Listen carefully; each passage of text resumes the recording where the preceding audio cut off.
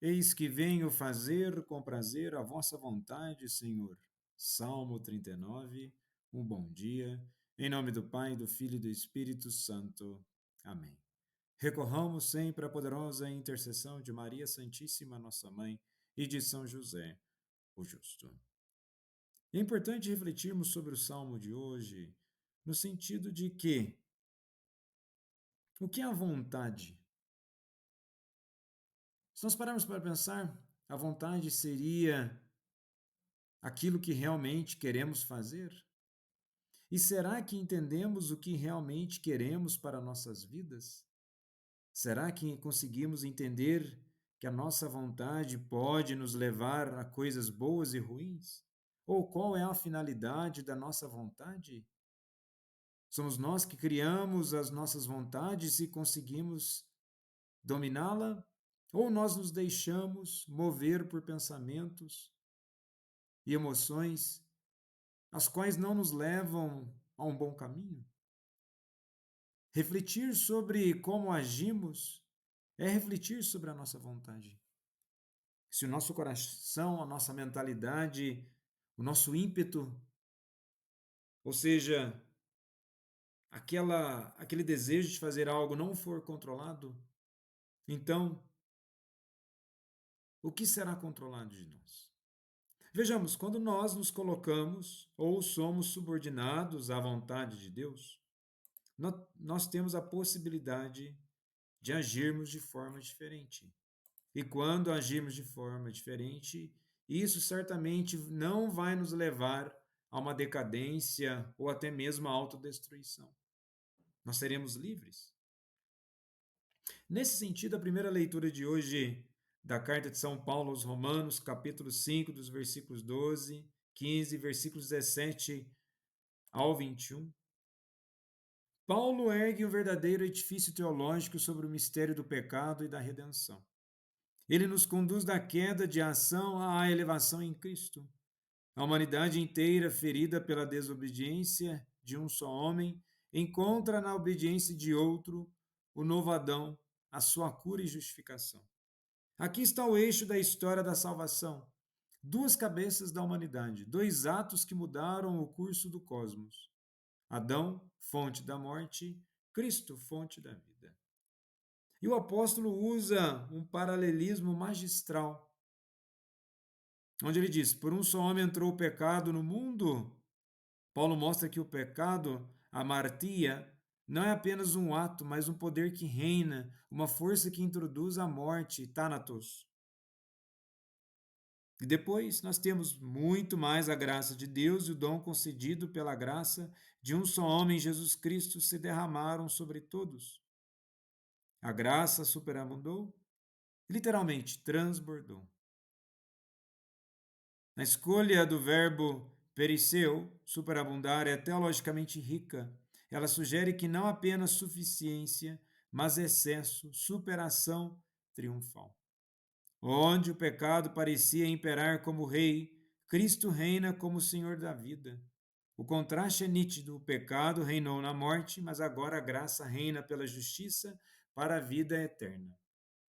E Paulo contempla a história com um drama cósmico. A criação foi contaminada, mas em Cristo ela é recriada. O que Adão destruiu, Cristo refaz, não como mera restauração, mas como nova criação. Santo Irineu de Lyon chamará isso de recapulatio.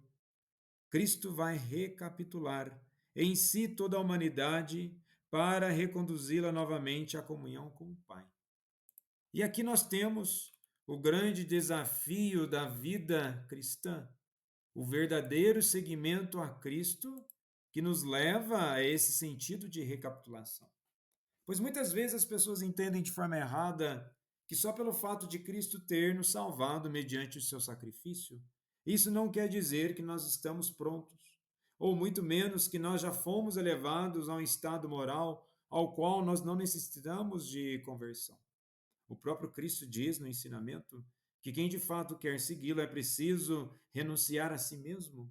E renunciar a si mesmo é muitas vezes, exatamente como eu disse no começo, olhar para as nossas vontades e ver qual caminho que verdadeiramente estamos seguindo.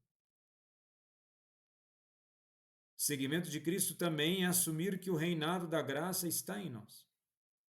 Qual é o reinado que governa o nosso coração? O do pecado ou da graça? Cristo nos oferece a vida nova, mas é necessário deixar que a graça reine em nossos pensamentos, afetos e escolhas. A vida cristã é um combate silencioso e constante entre o Adão velho, egoísta e fechado, e o novo Adão, que é Cristo em nós. A vitória já foi conquistada, mas deve ser acolhida e vivida. Eis a grande questão.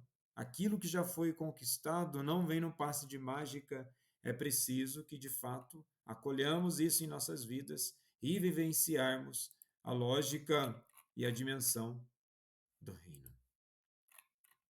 E no evangelho de hoje, em Lucas 12, dos versículos 35 ao 38, Jesus diz aos discípulos que vossos rins estejam cingidos e as lâmpadas acesas.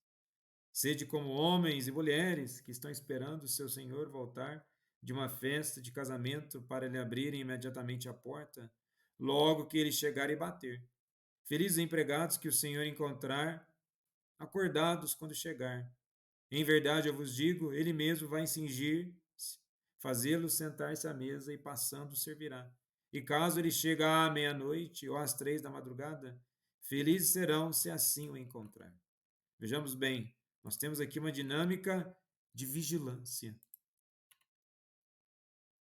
Se, na primeira leitura, Paulo nos revelou o poder da graça que redime o ser humano da morte e reconcilia com Deus, agora o Evangelho nos mostra o fruto existencial dessa graça, a vigilância. Quem foi salvo pela graça não vive adormecido, vive desperto em atitude de espera amorosa. Cristo não nos redimiu para que voltássemos à indiferença, mas para que vigiássemos no amor. O pecado é sono, a graça é despertar. E o homem velho dorme em sua própria satisfação. O homem novo, regenerado em Cristo, mantém sua lâmpada acesa. E vejamos que no começo da leitura é dito que é preciso cingir os rins.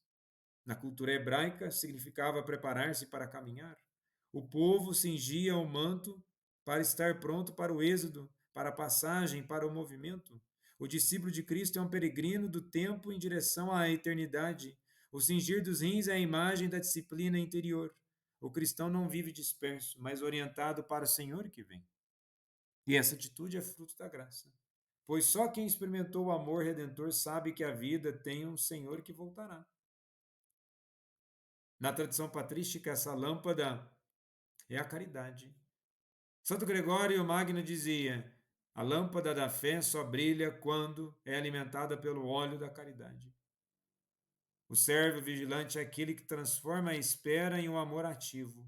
Ora, serve, perdoa, trabalha com esperança. A luz não é um ornamento, é uma missão. E que possamos verdadeiramente assumir o nosso compromisso perante nosso Deus e vivenciarmos a fé da forma mais sincera, singela e honesta que pudermos. Jesus, manso e humilde de coração, fazei o nosso coração semelhante ao vosso.